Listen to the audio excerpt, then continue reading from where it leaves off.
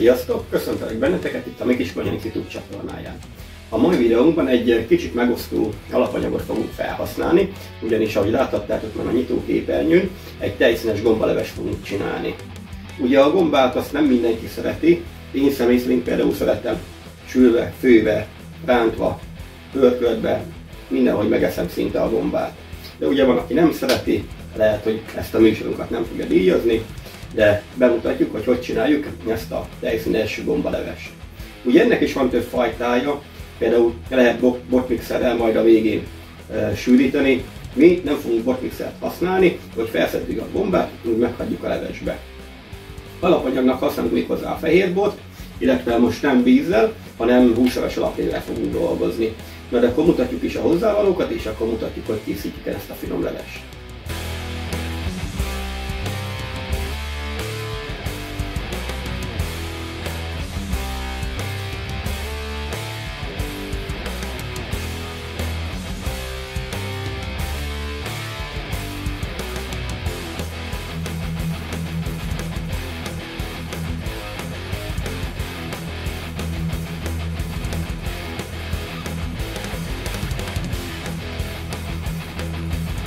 Miután megismertük a hozzávalókat, neki is álltunk előkészülni ennek a finom levesnek. Ugye aki látott már tőlünk olyan ételt, amiben gombát használtunk, láthatta, hogy mi nem szoktuk meghámozni a gombát, hanem folyóvíz alatt átsúroljuk, átdörzsöljük, és kész is. De aki gondolja, persze nyugodtan meghámozhatja. Na, akkor annyi a dolgunk, hogy ezt megcsináljuk, lemossuk folyóvíz alatt, utána felszeleteljük, illetve felvágjuk a hagymát apróra, illetve a fokhagymát azt is lehet felvágni, vagy akár reszelni is. Ez mindenkire rá van bízva, hogy készül elő neki, illetve a petrezselyemzöldet felaprítjuk. Ennyi, utána jövünk vissza, ezekkel meg vagyunk, és akkor mondjuk a további folyamatot.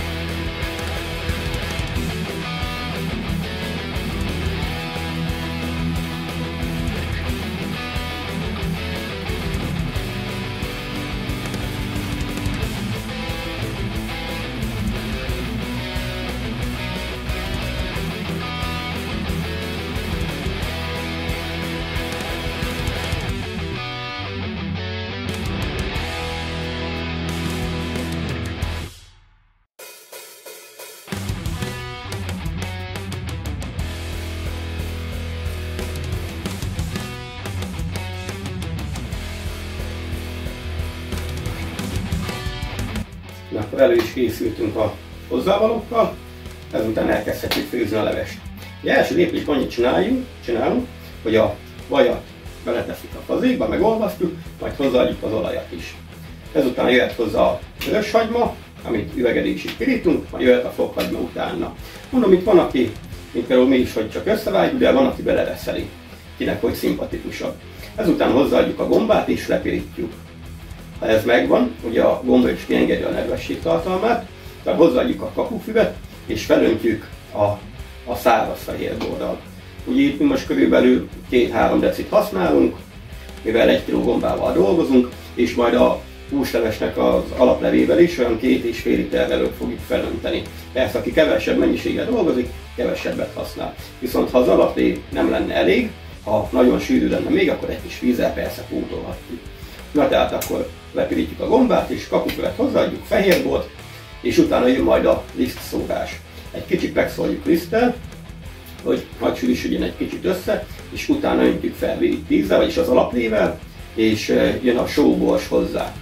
És akkor már nagyjából kész is vagyunk, mert akkor utána fedő alatt puhára főzünk mindent, vagyis a gombát, puhára főzzük, és a végén tejszínnel egy nagyon picit sűrítünk rajta. Ugye itt most tehát nem teljesen tejszín, hanem főzőkrém inkább, tehát ez krémesebb. Ezt egy nagyon picit el fogjuk keverni majd a főzőlével, és akkor úgy öntjük majd vissza, de azt is mutatjuk. Na, elkezdjük akkor főzni, és akkor jövünk vissza nem soká.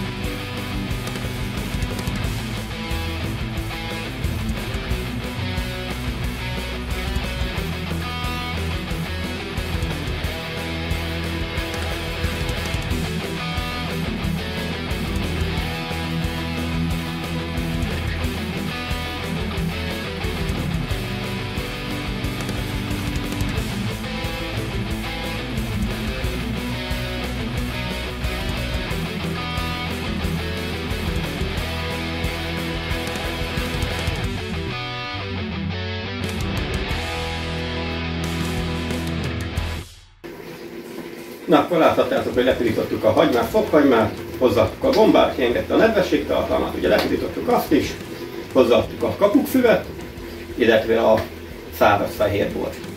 Most még elfővi az alkoholtartalmat, ez egy pár perc alatt megvan, nem sok idő, utána jön a lisztszórás, vagyis raubolás, ki hogy hívja. Ugye egy kevés üsztet hozzáadunk, elkeverjük, utána felöntjük a húsleves alaplével, sózzuk, borsozzuk, bár már nem sok sót kell használni, mert ugye maga az alaplének megvan a kellemes sósága, a kellemes íze. Utána fedő alatt puhára főzzük a gombát, és mikor megvannak, akkor csak felhúzzuk a tejszínnel. És kész is vagyunk az ételünkkel, meg a végén beletesszük a petrezselyemzöldet. Na, de akkor mutatjuk a további műveleteket, és akkor csináljuk meg ezt a finom kis tejszínes gombalevest.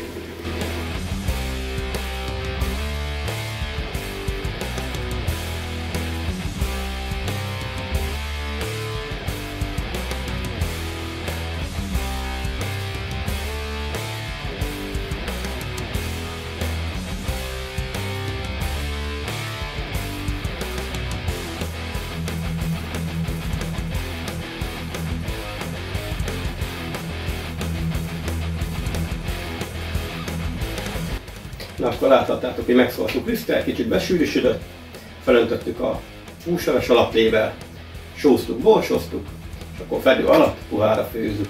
Ugye a gomba az nagyon hamar megpuhul, tehát nem kell neki sok ide, egy pár perc elég neki. Az idő bőven elég arra, hogy gyorsan is rendet tegyünk, elmosogassuk, amit már nem használunk, és vigyünk egy kis gyógynövényt a szervezetbe, mert ugye a gomba nagyon egészséges, együnk sok zöldséget, gyümölcsöt, viszont gyógynövényt is vigyünk be, már persze, aki szereti. Kedves egészségetekre! Köszönjük, hogy most is minket néztek. Ugye tudjátok, vagy már említettük, hogy TikTokon is megtalálhatok minket, bár oda nem csak főzős videót fogunk feltenni, lehet kicsit viccesebb is lesz, de majd ha van kedvetek, nézzetek rá. Kedves egészségetekre!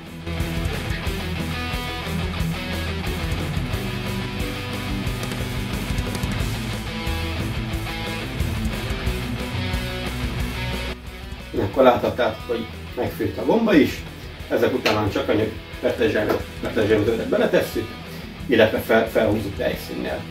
Ugye, amíg folyékony, lehet beleönteni egyből, említettem, hogy ez inkább főzőkrém, amit mi használunk most, ilyen volt a borba.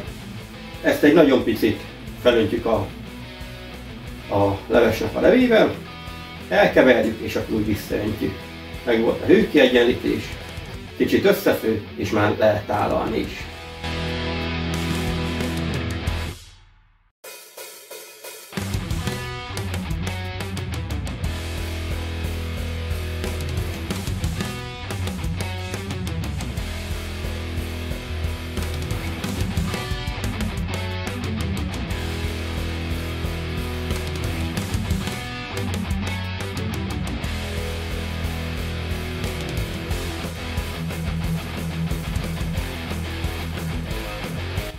Elkészült ez a finom tejszínes gombaleves, mindenkinek jó étvágyat kívánunk hozzá.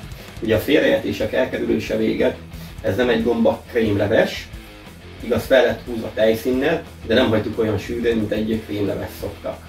Ahhoz botmixerezni kellett volna, ha valaki akar, úgy is megcsinálhatja, lebotmixerezi, mikor már megfőtt a gomba, és akkor úgy húzza fel tejszínnel, úgy sűrűbb lesz az állaga. Ez nem olyan nagyon sűrű, ez csak egy tejszínes gombaleves. De mondom, a gombakrémleves az is teljesen hasonló hozzá. Ha tetszett a videó, akkor egy feliratkozást megköszönünk, illetve egy megosztást és egy lájkot, illetve kövessetek be minket Facebookon és Instagramon is. És ahogy említettem, most már TikTokon is elérhetőek vagyunk, ott is kövessetek be. Találkozunk legközelebb, akkor is hozunk nektek valami finomságot, de addig is vigyázzatok magatokra és minden jó. Sziasztok!